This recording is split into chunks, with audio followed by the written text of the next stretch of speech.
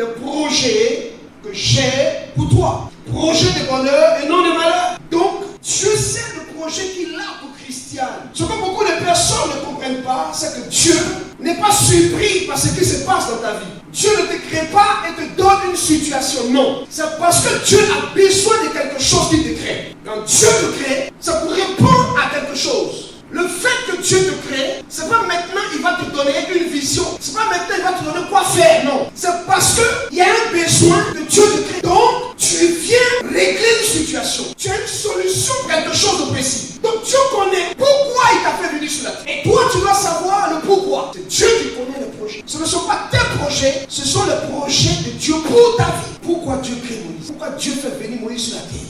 La Bible dit que Dieu cherchait quelqu'un. C'est parce qu'il y avait l'oppression des enfants de Dieu que Dieu a créé Moïse. Parce que Moïse n'a pas le droit d'être. C'est à cause de l'oppression des enfants d'Israël. Dieu a créé Moïse. Donc la naissance de Moïse a un sens. Moïse n'est pas né pour se balader. Moïse n'est pas né pour faire quelque chose d'autre que de répondre à la libération des enfants de Dieu. Mais pourtant, Moïse naît dans un moment où tu tournes les enfants mal. Et qu'est-ce que Dieu va faire? Dieu va faire en sorte que les sages-femmes, pour moi, ce sont les femmes sages qui ont sauvé Moïse. Et les femmes sages vont cacher l'enfant. Et il va prendre l'enfant, il va amener l'enfant chez ses bourreaux. Dieu va cacher Moïse chez celui qui le cherche. Il y a des fois, Dieu t'envoie là où on te cherche. On ne te voit pas. C'est là-bas que Moïse va grandir. Quelqu'un qui est destiné à libérer le peuple. Il va grandir dans la maison de celui qui veut détruire le peuple. Il y a des choses que souvent les enfants de Dieu ne comprennent pas. Et ils jugent trop, ils parlent trop. Les gens peuvent voir ta vie, commencent à te juger. Ils ne savent même pas quel est le plan de Dieu pour ta vie. Pourquoi Dieu permet ça? En temps normal, évêque, un choisi de Dieu, un élu de Dieu, un libérateur, un oint de Dieu. Ça va grandir dans la maison du Dieu Python. Parce que les signes du serpent, ils portent ça sur leur front pour se promener. Ils portent ça. Dans c'est le sauveur. Toi, tu vas le voir, tu vas dire, mais on attend le sauveur. C'est lui le sauveur. Le peuple continue à crier pour dire, on veut le sauveur. Le sauveur est déjà là. Alléluia. Souvent, tu regardes ailleurs, alors que le sauveur est déjà là. C'est pour ça qu'il ne faut jamais minimiser quelqu'un. Il ne faut jamais mépriser quelqu'un. Il ne faut jamais regarder quelqu'un de haut. Parce que tu ne sais pas pourquoi Dieu l'a envoyé sur la terre. Il va grandir comme un véritable prince d'Égypte. Mais ce qui est intéressant, c'est que la mamelle qui va allaiter, c'est qui? Sa propre mère.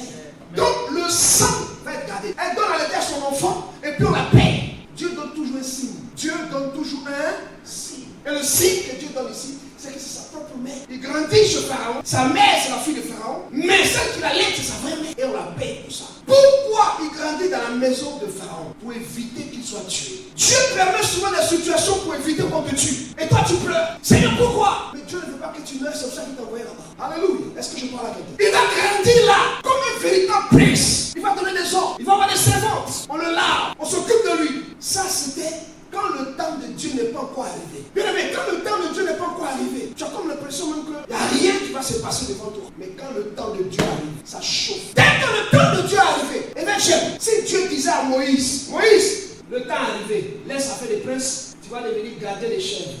Qui peut accepter ça? Jamais. Donc Dieu crée une situation. Il va y avoir deux personnes, un Égyptien qui entend le maltraiter, un Hébreu, un Juif.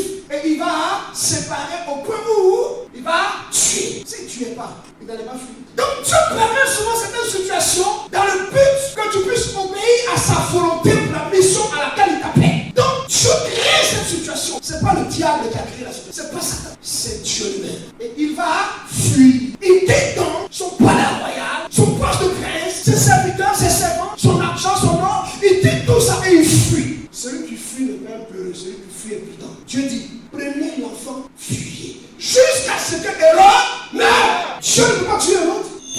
Est-ce que Dieu ne peut pas tuer Hérode? Mais Dieu dit, fuyez avec l'enfant. Jusqu'à ce que Hérode meure. Il y a des choses que Dieu fait pour voir jusqu'où tu peux aller avec. Je n'ai pas fui parce que je suis peureux, j'ai fui parce que j'ai écouté la voix de Dieu. Si Moïse était resté pour commencer à se justifier pour dire je suis prince, c'était fini. La mission, ça allait s'arrêter. Mais il a fui, loin de la belle vie qu'il avait. Mais quand Dieu dit le temps arrivé, bah, tu obéis. Moïse va fuir en laissant derrière lui le trône principal, en laissant derrière lui la gloire qu'il avait. Et il va arriver dans le désert. Lui à qui on apportait de l'eau, lui à qui on apportait à manger, il va commencer à aller puiser de l'eau. Là va commencer sa formation. Lorsque Dieu appelle Moïse, Dieu ne dit pas à Moïse, tu seras acclamé. Sa vie même est menacée. Moïse va aller en formation. Quand tu regardes le Moïse prince et le Moïse formé, bien aimé, ce n'est plus la même personne.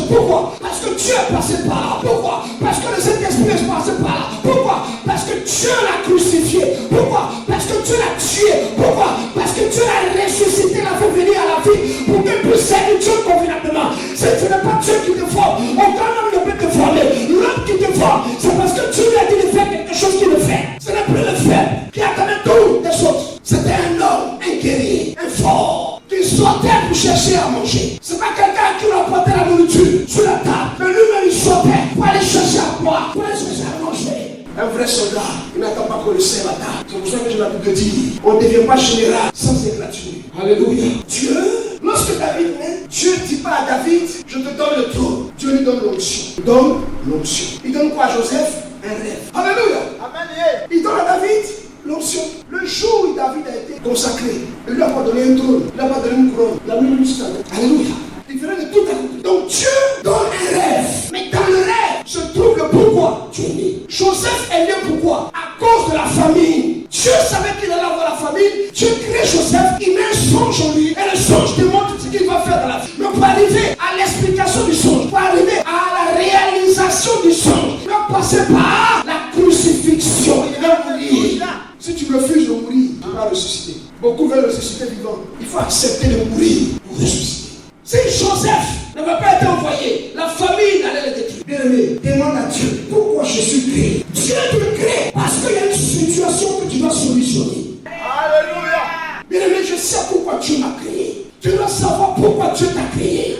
Dieu crée Moïse à cause des enfants de Dieu qui sont tenus captifs en Égypte pour la libération des hommes. Dieu ne fait rien d'un coup. Dieu fait tout étape par étape. C'est pour ça qu'avec Christ, il y a ce qu'on appelle les cycles, ce qu'on appelle les saisons. Il faut connaître à quelle saison, à quel cycle de ta vie tu es. Vous ne pouvez pas perdre le temps inutilement. Lorsque Joseph se retrouve en prison, écoutez-moi bien, Joseph n'a pas arrêté de servir Dieu, malgré qu'il était en prison. Dieu ne fait rien d'un coup. Le temps de Dieu, lorsque le temps de Dieu arrive, on ne peut rien faire.